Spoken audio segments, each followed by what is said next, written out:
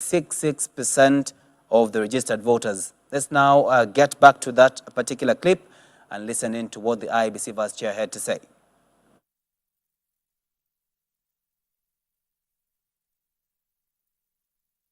All right, we will be bringing you that update later on. Right now, we want to move on.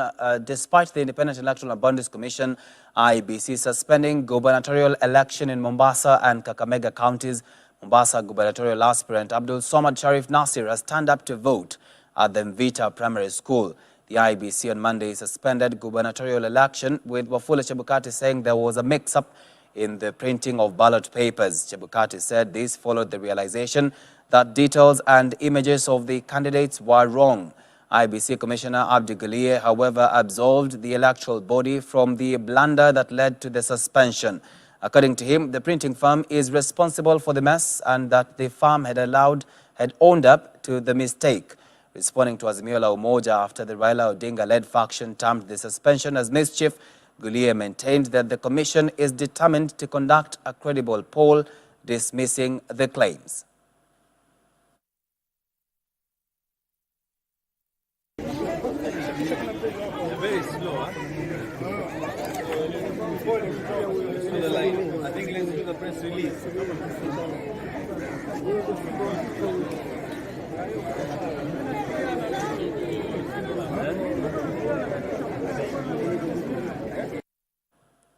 And President Uhuru Kenyatta has cast his vote at Mutomo Primary School in Gatundu, Kiambu County. The head of state, who was accompanied by First Lady Margaret Kenyatta, cast his vote shortly after 9 a.m. and urged Kenyans to vote peacefully. Responding to questions from the media, the president said the voting exercise at the Mutomo Primary School polling station was smooth, and he hoped the same will apply across the country. Before accompanying the president to Gatundu, First Lady Margaret Kenyatta had cast her vote at St. Mary's School in Nairobi County shortly before 7 a.m.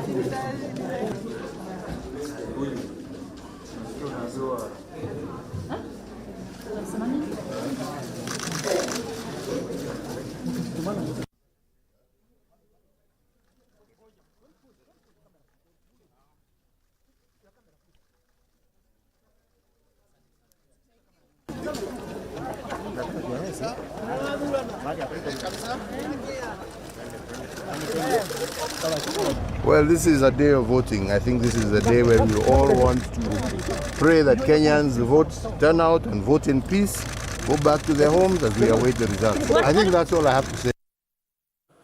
Deputy President William Ruto this morning cast his vote at his home in Sugoi at Kosachi Primary School while accompanied by his wife. Speaking after casting his vote, Ruto, who is also the Kenya Kwanza presidential candidate, exuded confidence of winning the election, saying he had run a good race and that his first stab at the presidency will catapult him to the country's topmost political seat. He has asked his opponents to be ready to accept the outcome of the poll as a demonstration of maturing democracy in the country. I am a very proud Kenyan this morning that it has come to this moment. I know that I am running for president first time, and it's quite a moment. And I am confident, and I trust in God the way I have in the past, that these two will come home.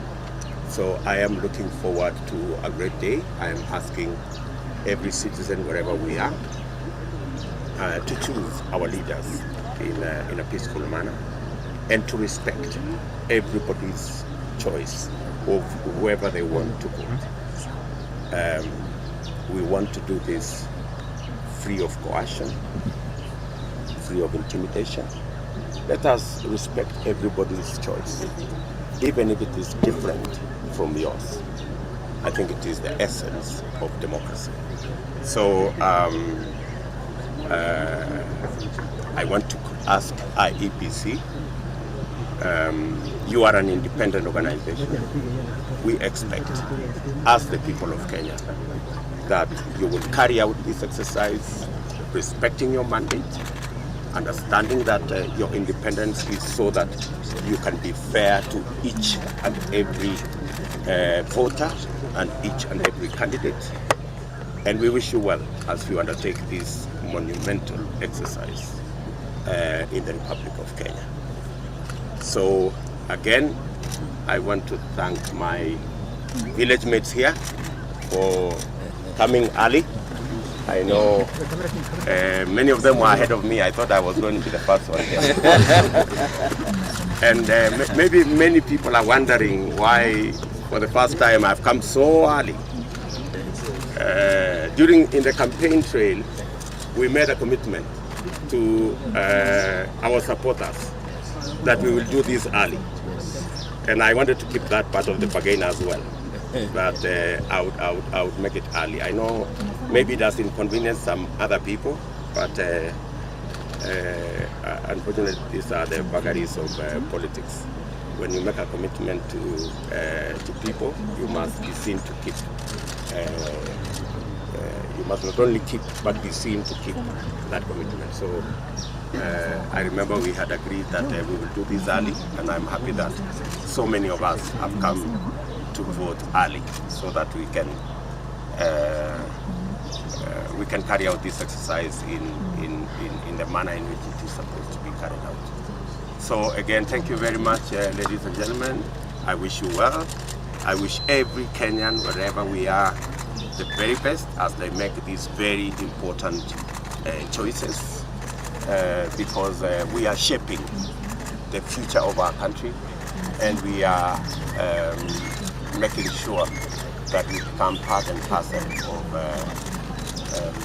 making sure that Kenya is a great country. And I believe that this vote is going to be definitive. It's going to be a vote that will change the destiny of our country.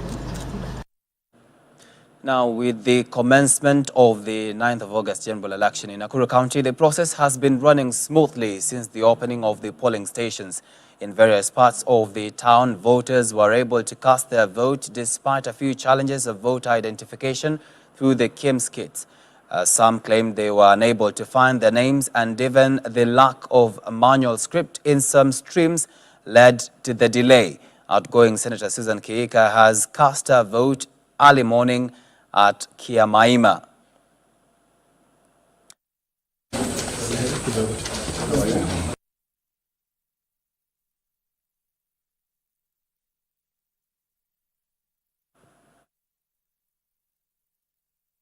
Meanwhile, Nakuru Governor Lee Kinyanjui, who is also aspiring to retain his seat, did cast his vote at around 11:10 a.m. at Crater Primary School in Section 58. In his remarks, Kinyanjui congratulated IEBC for conducting election in an orderly manner and ensuring that the process is swift.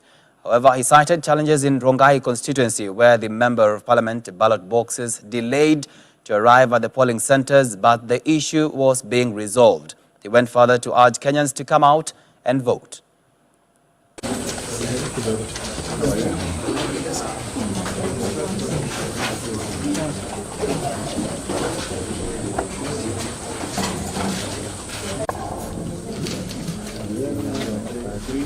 I want to confirm that we have just cast our vote and that the sense of order and planning is quite commendable. People are taking a very short time before they are cleared and they can be able to vote. And therefore, with the exception of a few anomalies here and there, like Rongai, where the MP ballots were not available, I think much of the other areas, the logistical aspect of the election has been very well conducted, and I think we want to commend the IBC at this stage. The second issue is with respect to voter turnout. We have noted that in a good number of our areas, the voter turnout still remains low, and therefore this is our plea, because we still have maybe 7 hours before voting ends, that people from wherever they are able to come to our voting centers. The process is very smooth. There is no chaos or anything that you may consider unpleasant, and therefore to come and vote and exercise their constitutional rights, and also to confirm that the choices, if you don't come to vote, then your choices will be taken up by other people. So do not allow your decisions, your future, to be decided by proxy or by other people. So please show up wherever you are, whoever you want to vote for. I think also as a nation, having spent so many billions and with low voter turnout, actually that's a waste of our public resources. So our people must come out and vote and ensure that their voice counts. And especially for our young people who are always there on the campaign trail, I think it's time also for them to be seen and for their voice to be heard. But I think at this stage we want to commend the people of Nakuru. We've had a very smooth campaign. The voting so far is very orderly. We've not had any incidents, and even in the traditional areas where there is tension and otherwise, or people leaving one area or the other for fear, nothing of that nature has happened, and therefore this is as historic as it gets. And I think we really would want to urge our people to keep the tempo. Let's come back here in Nairobi, where Azimio la Umoja Oka presidential candidate Raila Odinga voted at the Old Kibra Primary School. Now, these are the earlier pictures that our reporter, Grace Wambui, was able to compile for us. Let's take a look.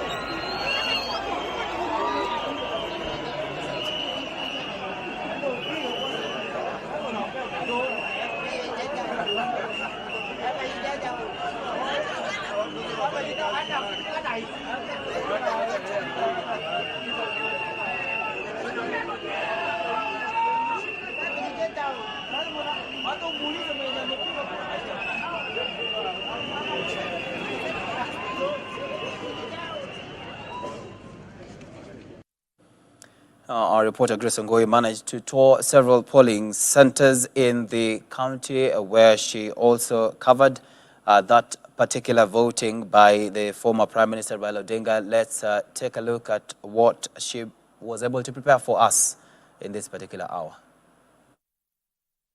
I'm here at Old Kibera Primary School. Of course, this is where the Azimio la Umoja Kenya coalition flag bearer Raila Odinga has just cast his vote. This Old Kibera Primary School is in Kibera constituency, and this particular ward is Makina ward. Of course, it's important to note that this particular constituency has about 128,282 registered voters. Also important to note that this particular ward, Makina ward, has about 28,408 registered voters. Voting is continuing well, seamlessly. Everything is going on well. I have one of the registered voters here. Kindly, if you could speak to us, begin with your name and tell us what your expectations are for this day. Yeah, I'm Sefas Vuva, registered voter here at Makina Primary. The turnout is well. People are turning up for the elections. I'm expecting more and more. So please, kama uko nyumbani na bado hujakuja kupiga kura na uko na kura, you are registered here, kuja, bado kuna time, foleni si kubwa sana, na hata kama ni kubwa ukikuja bado utapata time ya kupiga kura. So kuja upige kura kama uko nyumbani na bado hujakuja kupiga kura. We are waiting for you here. Yeah. Of course, that was one of the registered voters here with a message of peace and calling on the residents here to come out in large numbers and vote for their preferred candidates in all the positions that are available. All right, away from that now to Narok County. Masikonde Primary School polling station was a pool of people as early as 4 a.m. who waited patiently for the polling stations to be opened. The polling station, located in Majengo Estate of Narok Town, has the highest number of voters in the entire Narok County, with 10 streams, each comprising 700 voters. Joyce Njeri, who was among the first people to cast their vote at 6 a.m., said the process was smooth as she cast her vote in a few minutes. John Masharia, a resident, said he opted to rise up early to exercise his democratic right before the station was flooded with people asking all registered voters to come out in large numbers and vote. According to Narok North Returning Officer Julius Okweta, all the election materials were delivered to their respective polling stations and the voting began at 6 a.m. as expected. At the same time, the Narok gubernatorial aspirant or ODM ticket, Mwetelelo Lakenta, cast his vote at Isoya Primary School in Narok North constituency, while his competitor Patrick Ntutu cast his vote at Kutete Primary School in Narok West sub-county.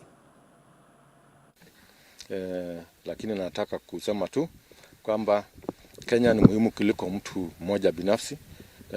Na tunataka yule ambaye ameshindwa kubali yule ameshinda, ajue yule amemshinda au yule ambaye ameshindwa ni ndugu yake ama dada yake.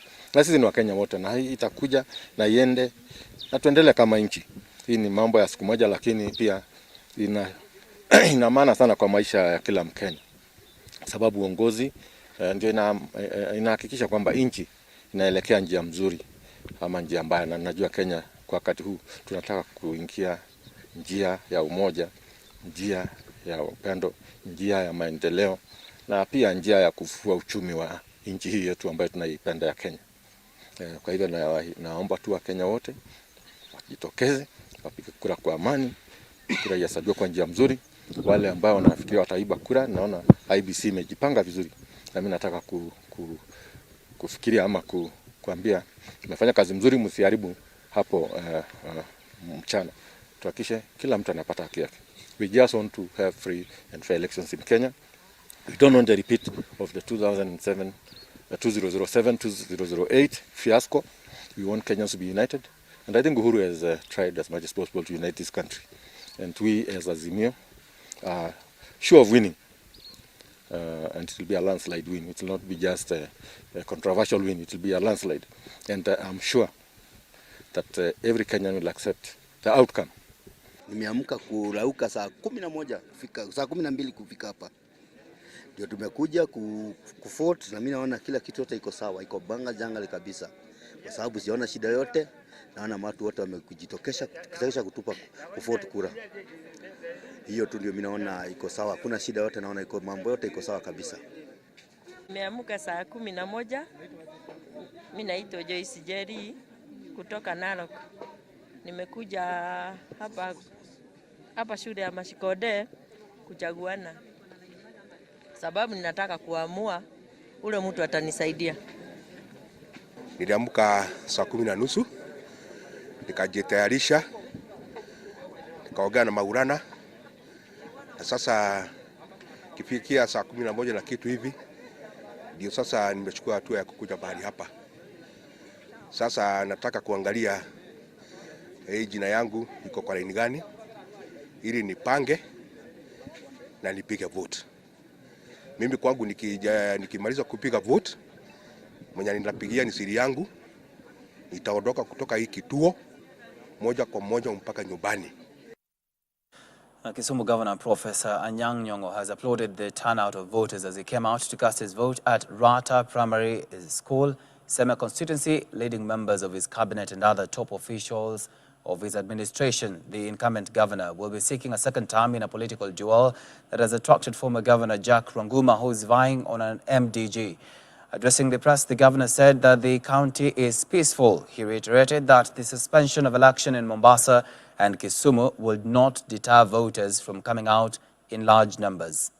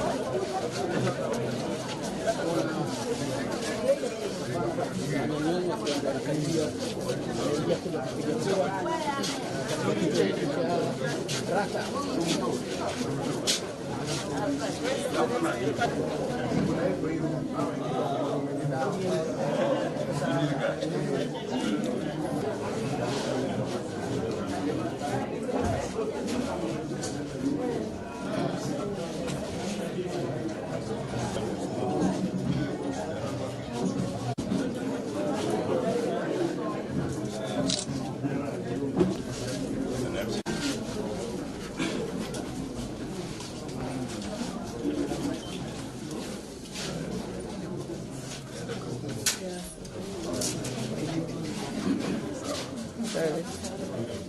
Hmm?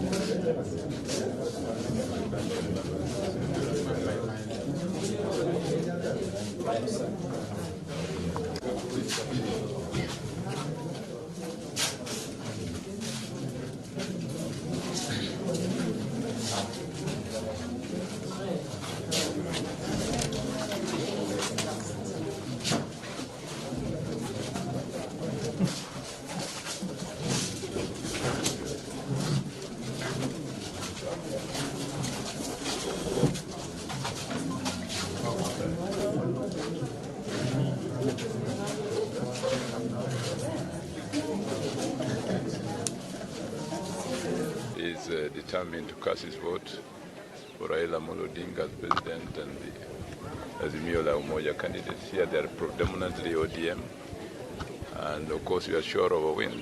And my wife and I, Dorothy, she came here at 5:30, I think. I don't know why, but she's been here since 5:30. Amilo here is the MCA candidate for this ward. My sister-in-law there, Dr. Juliana Otieno, woke me up in the morning with a message to come and vote. I thought she was going. She thought I was going to forget, but I think that's another story. So I was saying that the turnout here has been tremendous. There are people who came here as early as 3 in the morning, started queuing. And kwa majina mimi naitwa Lucas Otieno Ochola kutoka hapa Semerata, na tuliamuka asubuhi sana kukuja kwa polling center ya kupiga kura. Since 5:30. Amilo here is the MCA candidate for this ward. My sister-in-law there, Dr. Juliana Otieno, woke me up in the morning with a message to come and vote. I thought she was going. She thought I was going to forget, but I think that's another story. So I was saying that the turnout here has been tremendous. There are people who came here as early as 3 in the morning, started queuing, and you can see the queues are huge. Everybody is determined to vote early for Raila Amolo Odinga as the 5th President of the Republic of Kenya, and all the ODM candidates. And as you can see, the atmosphere is calm, confident, and sure. So when we announce at the end of the day that we have won, please don't be surprised, because as far as we are concerned here, we are won. Victory is certain. And we are very happy that the whole nation is alive with the fact that this decision is important. There have been a few skirmishes, early skirmishes in the morning in Nyakaj, but been the reporters reached me that it has been calmed. Security is there in full force. There was some mishaps here and there in Moroni, where ballot papers did not arrive in time. I don't know why, but the latest information I have is that voting is going on well, and I'm going to go around these places now that I've voted and ensure that everything is okay. Now, our correspondent in Kisumu County, Austin Agwanda, now joins us to give us an update of the happenings in Kisumu County. Let's listen in. Thank you, Tony. I'm here at Kisumu City, Kisumu Central Constituency as per now. And we have been camping here in Kisumu since morning. There have been a lot of excitement, a lot of peace here in Kisumu. And despite the warning being given by the American Embassy that people should not travel to Kisumu and that their people should not travel to Kisumu, I can say from morning till now, there has been a peaceful voting process, a large turnout. People came in the morning as far as from 2 a.m. People already on their queues. And as you can see right on my back, there are still queues that people are still voting as per this afternoon. And we expect that the polling stations should be able to close at 5. And the particular stations that will not have closed by 5, they will be given an allowance since they started so late. So there are stations that started so late because of some errors of the Kim's kit. The Kim's kit had to be started.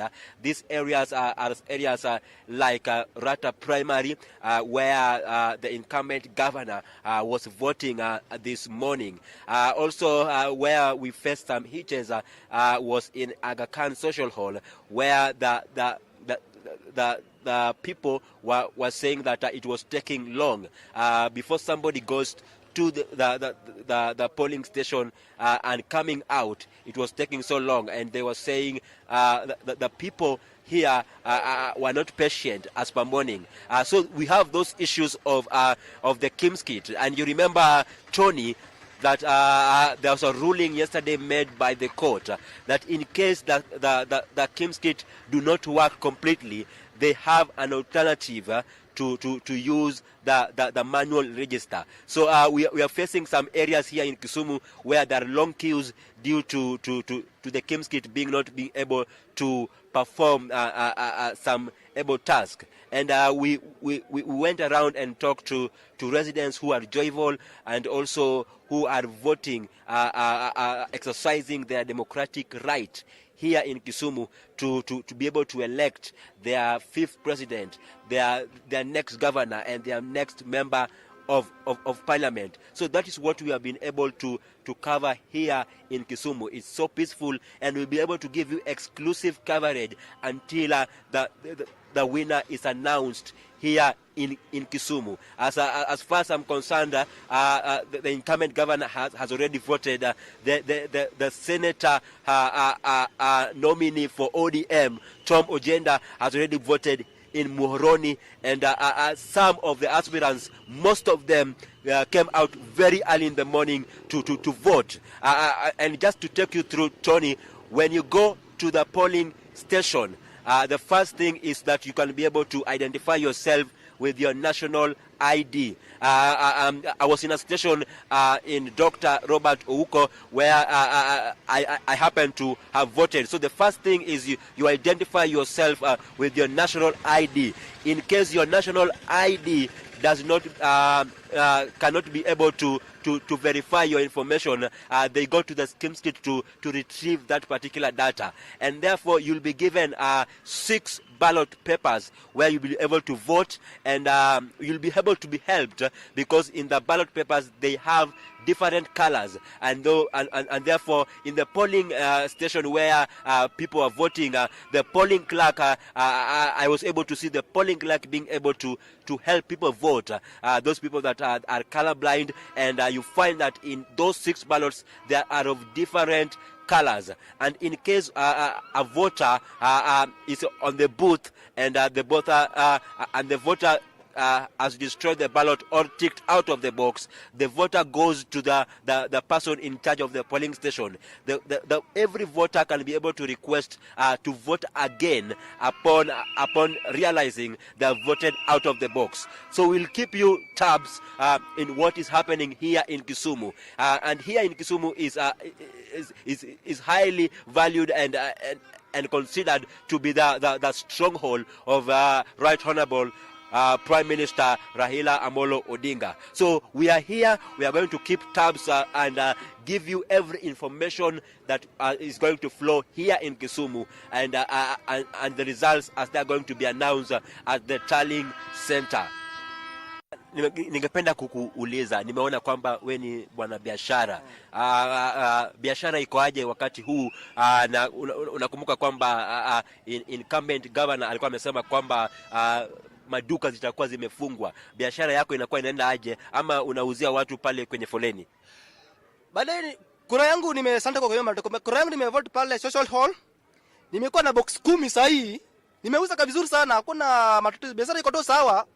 Ukisha vote, ingawa maduka zimefungwa, kama sisi hawkers tuna nzuri. Kama sasa mimi na chapa Premier League. Nachukua Premier League kwa depot, nauza hapa polepole, nimesukuma tu vizuri. Hadi sasa nimebaki tu na box moja. Biashara iko sawa kabisa. Sisi kudanganya, biashara iko sawa. Nimepiga ile kazi tanga asubuhi after siku nataka kwanza nifanye biashara before ni vote. Hii ni ishara. Paka kwanza nikuuzie maziwa kama nione kama umesha vote. Kama uja vote sikupei maziwa. Naitwa Collins Omutieno. Natoka Marera, lakini mimi naishi hapo kwetu hapo Chulaimbo, but mimi napiga kura Central. But kenye imefanyika leo nimeshukuru because tuko na peace election. Kenye tunataka tupige tu kura na amani, tupeleke hao viongozi wetu na amani, kwa sababu Kenya naye ni moja. Hatutaki kelele kwa Kenya kwa sababu tulishaunganishwa pamoja.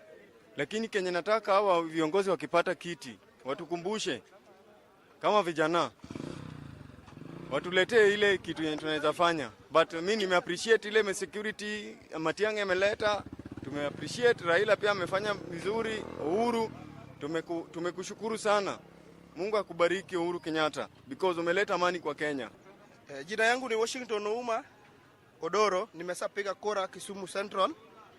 Nimepiga kura Aga Khan Hall, niliamuka saa 9 kamili.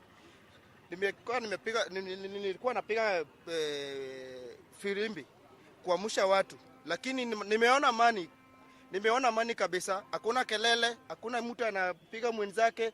Mtu akisapiga kura naenda tu shughuli zake. Hakuna duka imefungwa hapa Kisumu. Tuko na amani kabisa, na wao wanauza tu pole penye watu wako wanakunywa maji, wanakunywa soda.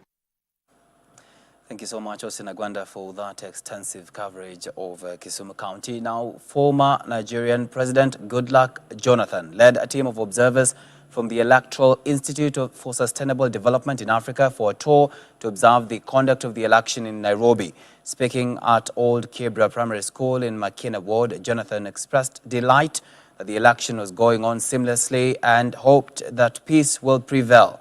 Meanwhile, former Tanzania President Jakaya Kikwete led another team of observers from the East Africa community in observing the election.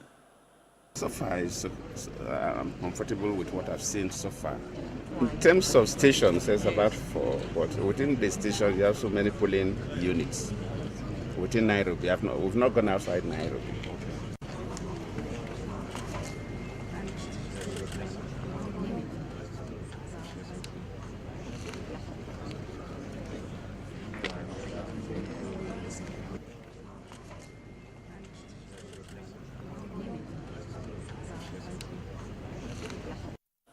All right, that's where we want to end this particular broadcast. At this hour, we still have more that will be coming in the subsequent hours. We have Dickens Luvanda that will be coming in with the next of reports from Alice Diana and, of course, our very own Grace Wangoi. We're still continuing with the coverage of the 2022 general election, and we'll be able to keep you posted as the developments come. Just to brief you is that the latest information we're receiving here from Roots Party, it's that Roots Party presidential candidate, Professor George Wajakoya, has been allowed to cast his vote after a 3-hour delay at the Indagalesia primary polling station in Kakamega County. He had been earlier barred from voting because the KIMS kits there could not positively identify him. So he turned up at the primary school on Tuesday at around 10:15, but was unable to vote due to the KIMS kits failure, which delayed the kickoff of the exercise. Information reaching our newsroom is that as of noon, no one in the polling station had cast their vote. But at this point, we're told that Professor George Wajakoya, the Roots presidential candidate, has been able to cast his vote after the IEBC allowed the use of the manual voter register. This has also happened in Makueni County, where Kivutha Kibwana, the governor, has been able to cast his vote after he was identified by the manual voter register. I think right now I want to leave you with a briefing by the Independent Electoral and Boundaries Commission about the state of election and the state of voting. The IBC Vice Chair said as of noon, about 6.5 million voters had already turned out to cast their vote. Let's now listen into that particular broadcast. We'll be coming back at 4 p.m. to give you more updates on what is happening in the country. I'm Tony Omondi. Have a good evening.